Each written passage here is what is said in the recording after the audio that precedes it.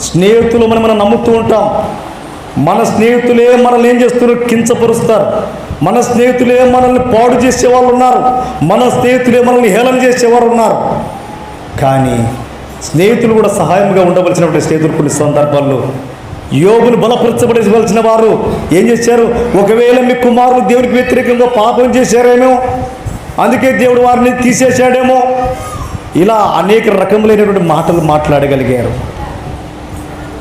కానీ ప్రియా దేవుని బిడ్డలారా, కానీ ఎవరు ఏం మాట్లాడినా యోబు మాత్రం ఒకటే ప్రార్థన చేయగలిగాడు. దేవా, నీ ఇష్టానుసారానికి నేను అప్పగించుకుంటున్నా, నీ చిత్త ప్రకారం నన్ను నలుపునుగాక అని ప్రార్థన చేయగలిగాడండి.